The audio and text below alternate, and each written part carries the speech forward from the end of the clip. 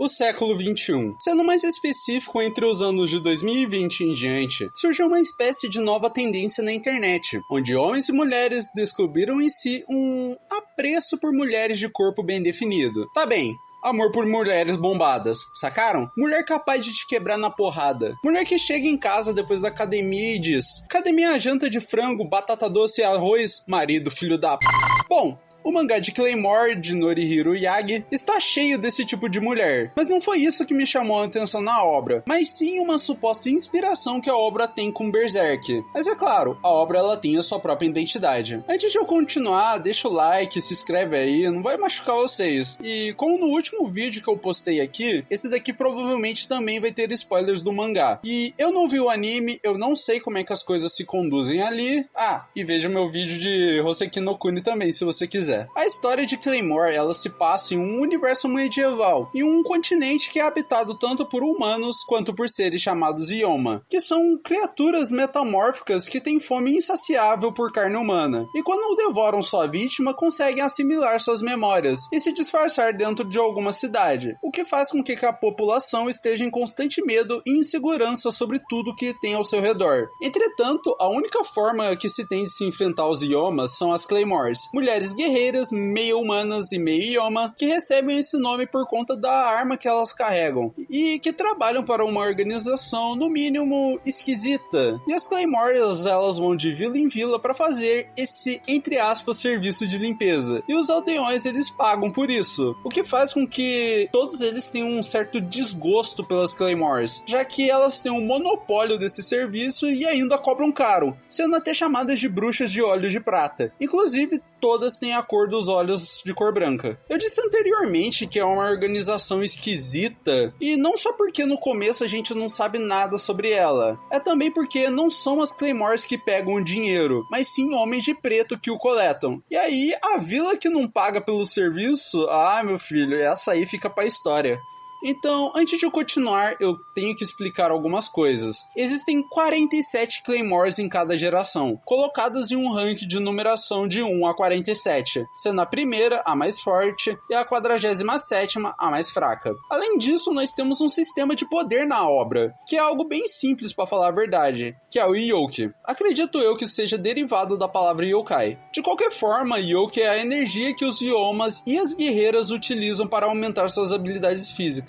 Quanto maior a liberação de Yoki, maior o poder que elas têm. Porém, também aumenta o risco de perderem o controle e se transformarem em um ser chamado Despertado, que são estupidamente mais fortes que Yomas comuns, porém, a Claymore ela perde totalmente a sua humanidade e cria a mesma fome de um Yoma. Houve uma geração também de Claymores homens, que foi a primeira, mas eles tinham tendências a se despertarem mais rápido. Enfim, a lacração no mundo dos mangás. Isso é uma piada. Dito isso, é aqui que entra a nossa protagonista, uma mulher chamada Claire, que é a Claymore mais fraca, a 47ª, e também a primeira pessoa a voluntariamente se tornar uma guerreira. E em uma das viagens da Claire, ela acaba salvando um garoto chamado Haki de um Yoma, e começa a cuidar dele porque ela se via no guri, além dele ter ficado recém-órfão. Mas a Claire, ela ficou meio relutante com isso, já que o trabalho dela é perigoso pra caramba. E aqui já vai o meu primeiro elogio à obra. O desenvolvimento da relação dos dois é realmente muito boa de se ver. Novamente, eu vou ter que explicar algo a mais aqui. As mulheres, elas são forçadas a se tornar Claymores. Então, por que diabos a Claire se tornou voluntariamente? Para esclarecer isso, nós temos que contar sobre a minha personagem favorita dessa obra,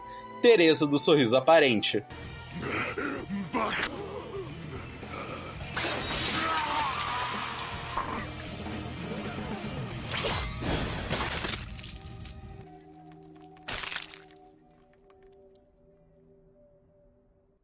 A Teresa era a Claymore número 1 da sua geração e ela salvou a Claire quando criança de Yomas, esses que haviam matado toda a sua família, e como a garotinha estava sozinha agora, ela resolveu seguir a Teresa, depois de ser muito bem tratada com diversos carinhos nada ofensivos, mas depois a Teresa cedeu. E aqui vai outra regra no mundo do mangá: as Claymores elas não podem matar nenhum ser humano, independentemente da circunstância. Mas a Teresa, ela acabou criando um afeto pela Claire e, de certa forma, até mesmo encontrou um motivo para continuar vivendo, proteger a Claire. Então, em determinado momento, a Teresa acaba por matar um monte de bandidos para poder salvar a Claire, e acaba se tornando uma procurada pela organização. E mais tarde, já estando ambas vivendo em fuga, a Teresa é assassinada pela Priscilla, uma Claymore que havia acabado de se tornar a número 2. Mas a mente fraca dela e a inexperiência acabaram fazendo com que ela liberasse Yoki demais e acabasse despertando ali mesmo, e virando o Diabo 4, a vingança. E aqui entra uma questão de se a Priscilla era mais forte ou se a Teresa, que era fria, igual o coração da garota que eu gosto, havia amolecido. Mas eu não quero falar sobre isso. A questão aqui é que a Claire, vendo isso, deseja vingança contra a Priscilla, que tinha acabado de fugir. Então, com os restos mortais da sua salvadora, a Claire, ela acha um dos homens da organização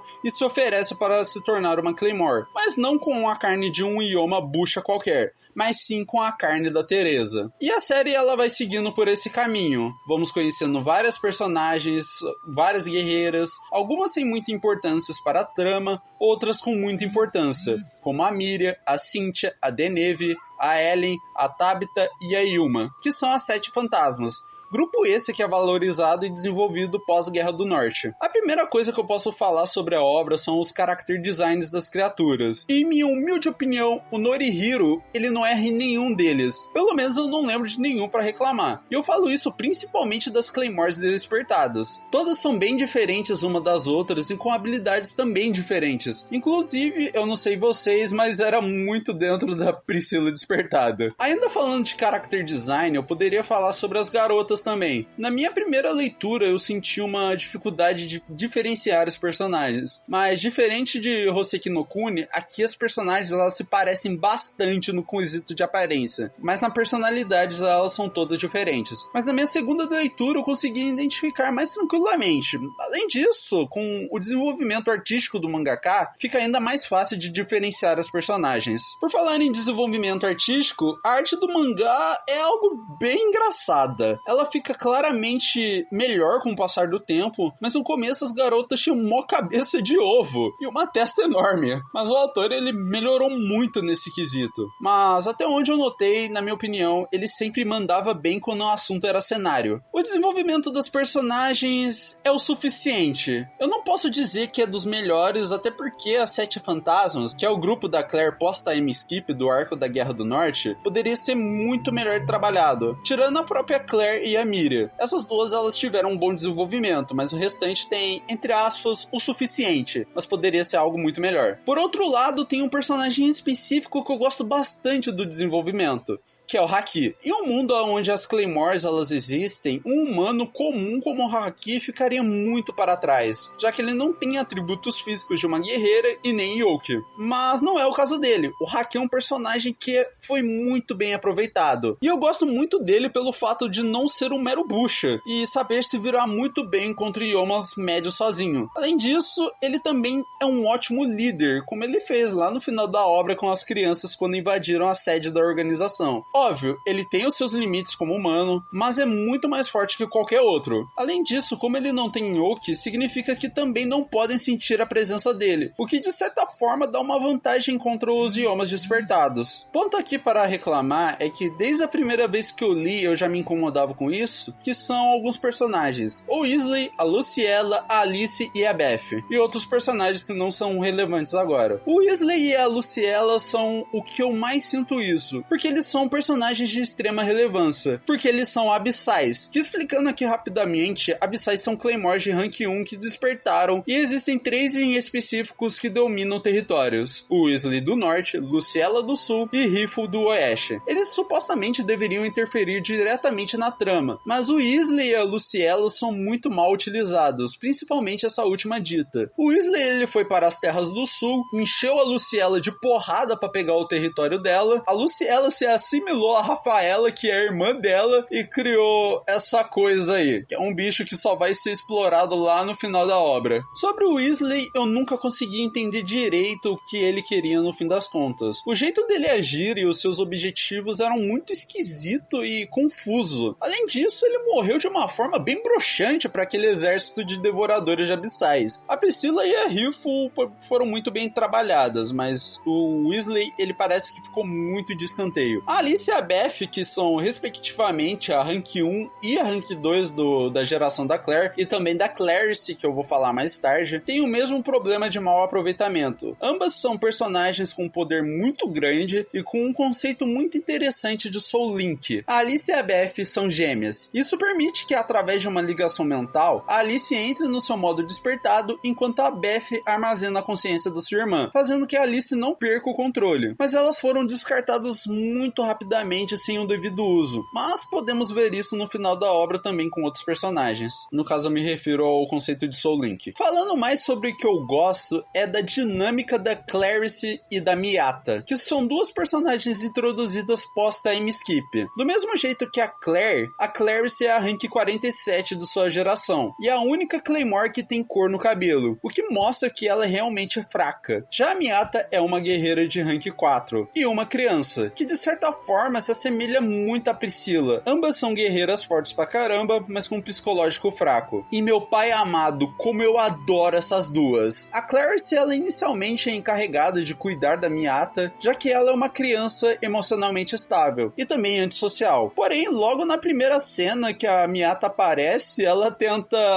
se amamentar na Clarice. E a partir disso, a garotinha, ela começa a ver a Clarice como uma figura materna, chamando ela até mesmo de mamãe. O seu apego a Clarice é tão forte que ela fica realmente com medo da possibilidade da Clarice odiá-la ou abandoná-la quando ela foi repreendida por não tomar o medicamento de supressão de Yoki. E eu não falei, mas os pais da Miata também foram mortos. A tadinha é toda traumatizada. Outro ponto que eu gostaria de pôr é que, na maioria das vezes, a Miata, por ser muito mais forte que a Clarice, é ela que sempre protege a sua mãe. Enfim, é uma dinâmica de mãe e filha simplesmente adorável de se ver. Mas aí tem o final dessa relação que corta demais o meu coração, mas foi algo muito bem feito pelo autor. Um ponto esquisito próximo do final da obra, e sim, isso é um spoiler, é, entre aspas, a traição da Miriam. Brother, a mina vai lá, ataca a organização sozinha, sola todo mundo à base de fatos e feitos, sem nenhuma hipérbole e falácia, sem matar ninguém por escolha própria, e só depois que começou a ficar cansada que ela foi derrotada. Mas até aí, beleza. O meu problema nisso deu a impressão que a Miriam, ela foi literalmente desmantelada, cara. As outras guerreiras avançam nelas todas de uma vez, mas ela volta só com uma cicatriz muito badass na testa. Então tá, né? Eu vou passar pano porque é a Miriam. A Miriam é pica. E por falar em dinâmica, o ritmo do mangá é muito bom. As lutas, elas são sempre bem frenéticas, muito bem coreografadas, principalmente se você levar em conta a anatomia dos monstros. O autor, ele sabe muito bem utilizar eles. E é claro, a obra, ela tem os seus momentos de descanso. Não é apenas frenesi constante, o que deixa as coisas mais gostosas de se acompanhar. Aí, é claro, algumas guerreiras, ela tem o seu jeito particular de lutar. A espada rápida da Helena, o movimento fantasma da Miriam e particularmente o meu favorito, a técnica da comedora de poeira, a Cassandra. Ela balança a cabeça igual um pêndulo e usa a força centrífuga para balançar o corpo perto do chão em um ângulo todo esquisito, mas ajustável. E de certa forma, isso é muito eficiente. Mas nenhuma guerreira acha esse estilo bonito. Elas acham isso muito, de certa forma, vulgar e sem beleza alguma. E agora, pulando um monte de eventos do mangá, que tal eu falar sobre o final da obra? Esse que é o meu ponto favorito da obra inteira. Teresa do Sorriso Aparente. A minha personagem favorita da obra, como eu disse anteriormente. Eu adoro a Teresa e adoro todo esse arco final em si. A nível de, nas minhas duas leituras, a reta final final do mangá ficou tão boa pra mim que eu acabei meio que perdendo o meu sono, porque eu simplesmente fiquei vidrado. Sabe quando um cracudo vê uma pedra de crack? Era eu naquela hora. A questão aqui é que, na minha opinião, até mesmo a volta dos mortos da personagem pra descer a porrada na Priscila foi uma puta de uma atacada genial por parte do roteiro. Mas Ishida, me pareceu uma tirada de poder do rabo. Isso aí é Deus Ex Machina. E eu discordo disso, meu pequeno telespectador. Eu discordo do argumento de Deus Ex Machina, principalmente por conta de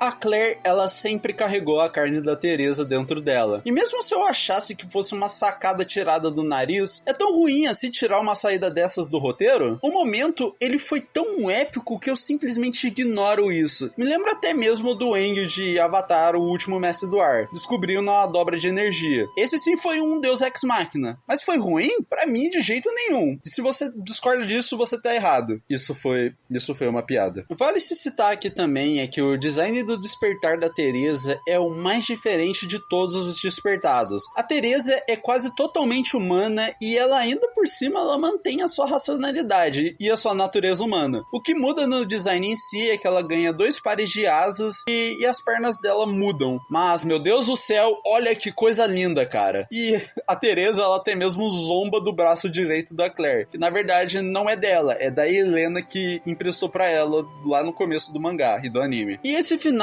tem um ponto que se destaca mais pra mim do que qualquer outro. Claymore consegue fazer um feito que muito anime e manga shonen não consegue resolver, que é criar um vilão apelão e não saber como dar fim nele. Cito aqui mesmo, por exemplo, o próprio Madara de Naruto e até mesmo Yabarra, sei lá das quantas, lá do Bleach. Eu acho, sinceramente, aquilo lá uma finalização bem merda, mas eu não posso reclamar de Bleach, senão vão querer comer o meu rabo. E aqui, no caso de Claymore, a própria Priscila. Mas esse último foi muito bem feito, na minha opinião. Principalmente os diálogos e os monólogos internos da Teresa e aquele diálogo final dela com a Claire. Incrível, Claire. Desde que eu parti, até agora, muita coisa aconteceu, não foi? Apesar de todos os desafios, no meio do desespero, você continuou seguindo em frente, não é? Muitos encontros e despedidas, e as companheiras com quem você escolheu conviver. Você entende, Claire?